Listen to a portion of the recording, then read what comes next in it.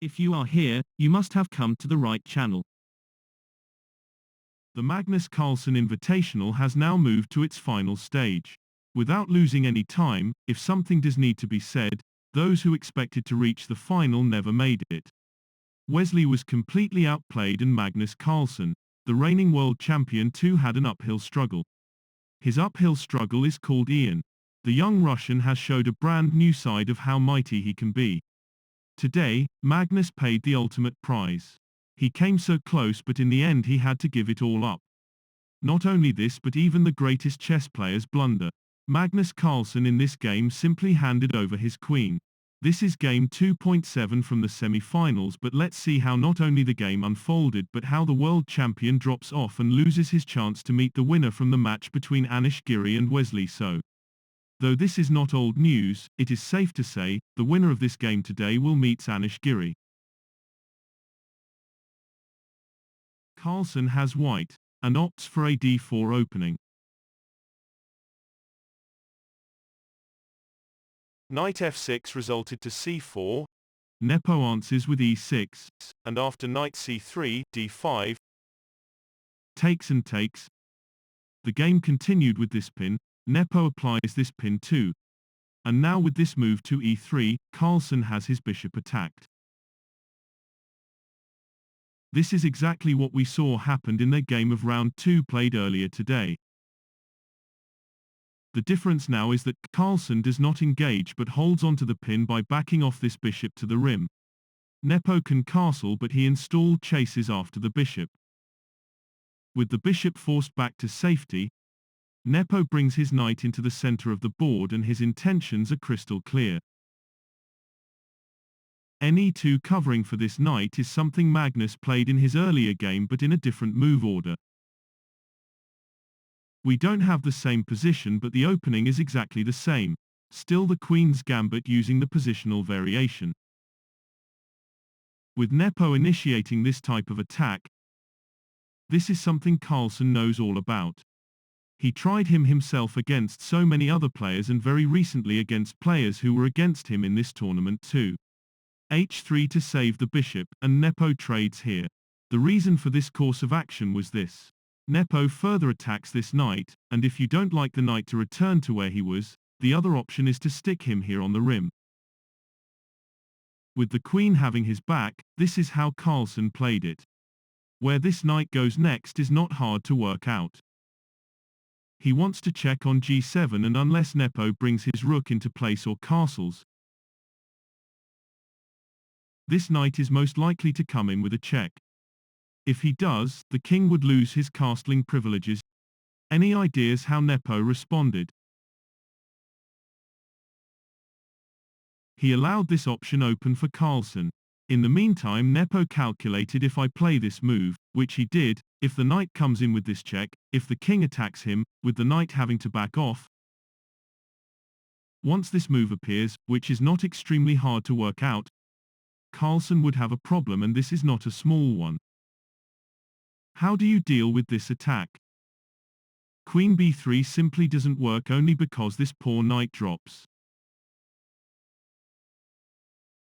Is this rook move stronger? It is, but it appears to still be weak. Use the pin to your advantage, grab hold of this pawn, and however you chose to play it, this looks like a disaster. If the queen and bishop are allowed to create such a chaos, what is expected when Nepo unleashes his other pieces? Everything falls apart here only because of the state of this knight on h5. With the queen protecting him, the queen can't go anywhere.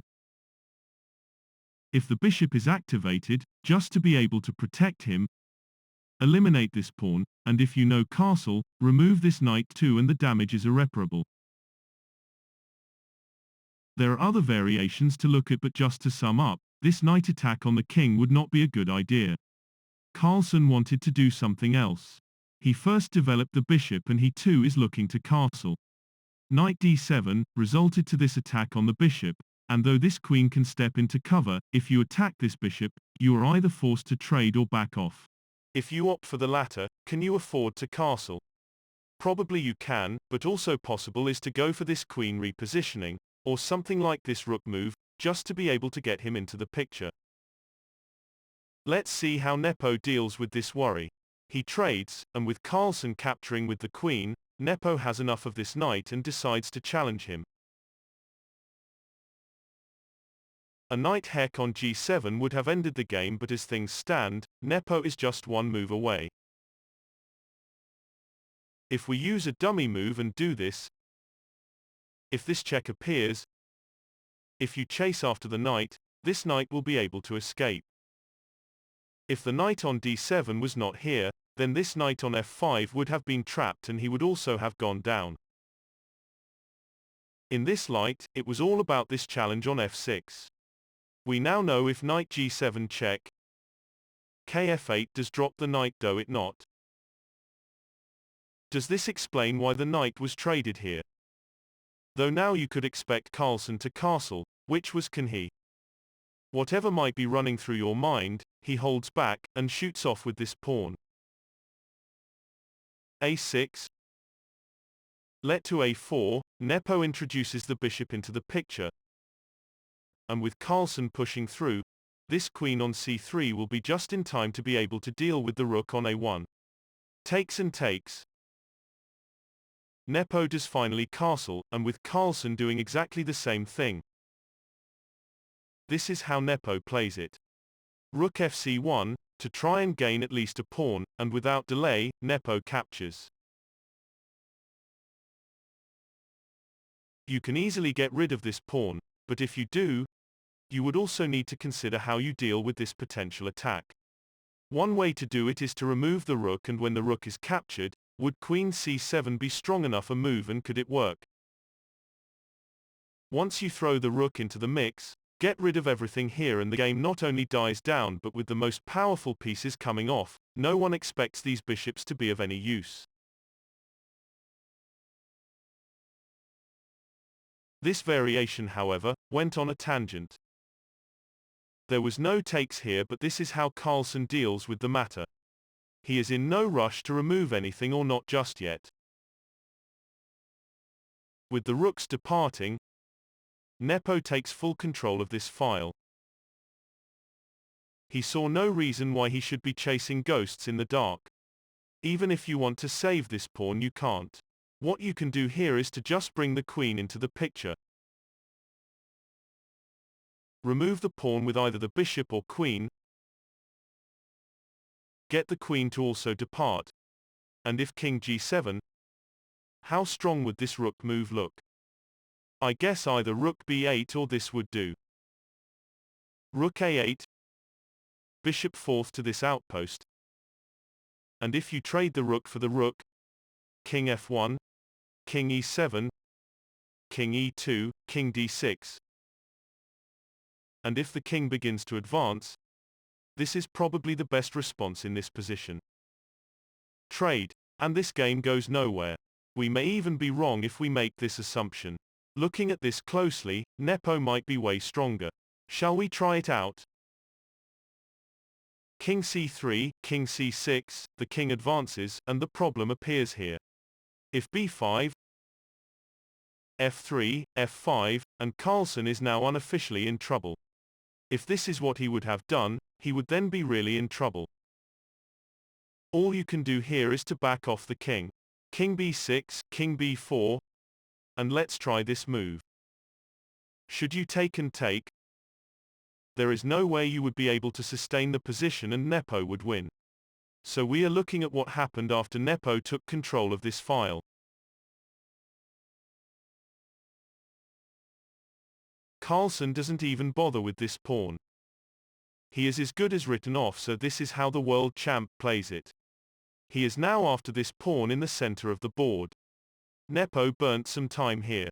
He took over 1 full minute to work out his options. He stuck the bishop in the middle and hoped for the best.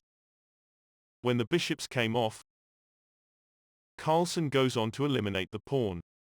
The position looks visually equal, but is it? rc7 to cover, let to the rook to come under fire. Nepo summons in his own queen to be able to deal with this threat. And with Carlsen backing off, this is how Nepo plays it. This game looks like a draw, but we know that other things took place. Rook b1 adding the pressure on this pawn, led to this king response. Carlsen finally gets his queen to cause confusion, but with the queen being in front of the rook, Nepo knows, this pawn on b7 cannot be removed. And yet Nepo is not scared to do what he planned to do. He went for this move and offers in fact the pawn. Are we able to work out what can happen if you in some way oblivious? This was one nasty dirty trap. Come in with this monstrosity and this is how you lose the queen. How easy is it to fall for this? Both humans and our best chess engines can fall for these tricks. Yes, even our best known chess engine. We know this if we tap into any top chess engine championship game really. Carlsen is regarded by many to be the best chess player ever. Does he fall for this? He didn't here. Being more than capable of working things out, he backed off the queen, and with Nepo blocking the queen's access to this outpost on f5, if Carlsen is looking to win, he would need to find another way to the king. With Carlsen getting his queen to squeeze here, a very easy way to draw is to get the rook to cover. We don't know if Nepo was going for a draw or if he wanted to put an end. If he wins, he only needs to win another game and Carlsen will be eliminated from his own competition. Any ideas how Nepo reacts here? This is how he plays it. So what happens if this pawn comes off? The same type of trick applies, but is it visible? Once you launch this check, it is game over instantly.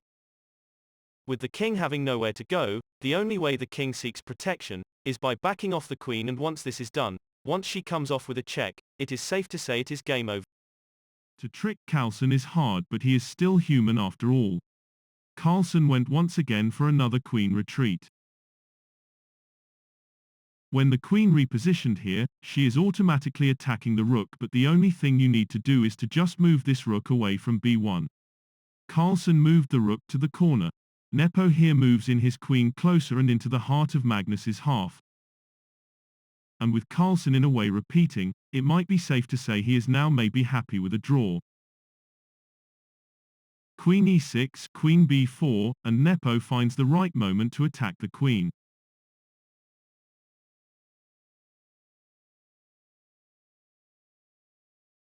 Queen all the way to the first, let to qc6. There comes the queen again into f5, and all Carlsen is after right now is to remove this pawn with a check. f6 to cover would be a disaster only because you would allow this check. Nothing works here.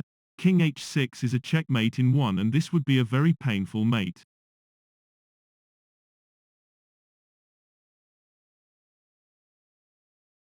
If you allow this check on a7, you're also done.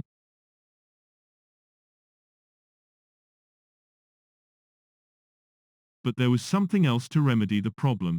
A check was administered on this side of the board. And with the rooks forced off, the king now makes a narrow escape in this way. With another check delivered, Carlsen avoids a very easy draw, but once he calculated if there was a danger opting for something like this, once he gave it the thumbs up, this is what he did. When this pawn came off with a check, Carlsen allows this pawn to stay on, and we can't work out why Carlsen would not bother getting rid of this pawn. Having chosen for this king move, Nepo now backs off his own queen to be able to hold on to this pawn on g5 and at the same time safe acquire yet another pawn. With this pawn disappearing, Nepo makes a run with this pawn. This is the problem with these type of passes. Only the queen is able to stop him, but sometimes play this wrong and there is a price to pay too. With Carlsen backing off the queen to be able to put the brakes on this pawn, Nepo moved in with a check. With the king making his way here, this pawn also made his way to the fourth. And with Carlsen now putting the brakes on him, Nepo comes in with a check. King g2, queen back to d6, and the game is about to draw. King back to g1, f6 followed, king back to g2, and there might be a very strong reason for these repetitions. Carlsen has already wasted some invaluable time and now he needs to move fast to compensate. Nepo came in with this move to try and trick Magnus, but it appears Magnus is as solid as they come. He offers this pawn, and if Carlsen accepts, this pawn is then gonna make a run for it. Magnus does not take, but he could without facing any real danger. With him chosen to go for this move, the pawn came off, and with Carlsen now attacking him, after queen b5, Carlsen puts to rest this pawn. One big opportunity would be to challenge the queen. If you take is game over, but because there is a relatively easy way out, Nepo skips this potential attempt. He marched with his king instead. King g4, king e6, and king f4 led to indeed the move suggested earlier. The queen escapes to the rim of the board. And with Nepo now going for it, there is no known way to stop this guy without handing over the queen. Carlsen can see this and is now, I think, officially worried. In the meantime, he tried this check, and with the king escaping, these checks would continue as far as possible and if need be repeated. This check appeared, and with the king moving right into c6, Carlsen figured out, these checks would roundabout now come to an end. He chased after this pawn. Nepo challenges the queen in this way, and with Carlsen squeezing in another check, king b6, another check, and king to the rim, and Carlsen is gasping for air. He knows if he loses this game, he is also out. The checks continued here, and with the king hiding behind his powerful lady, there comes the queen to this side of the board. Queen e2, and both players could not see the finish line and who crosses it first. King e6, led to the attack on the queen, and at best, if you want to get something out of this attack,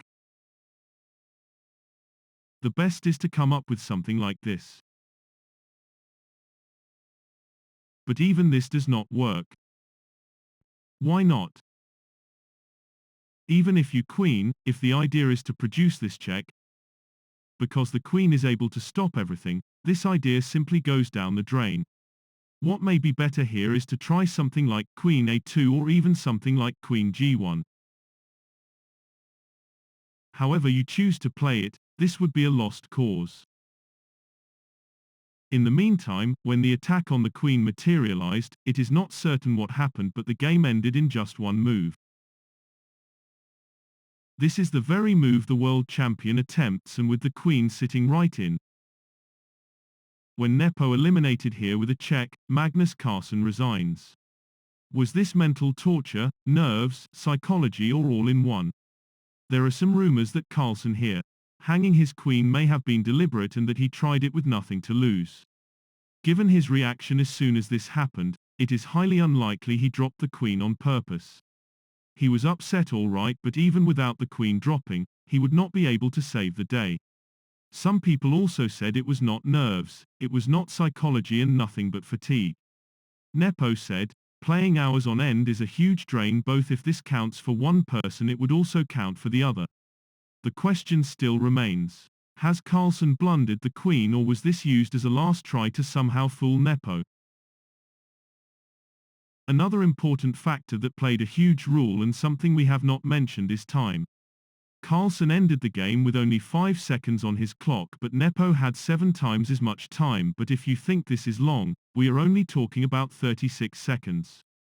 So to sum up, the conclusion here is that Magnus Carlsen, and this is from his facial reaction, has committed to what amounts to his biggest queen blunder ever.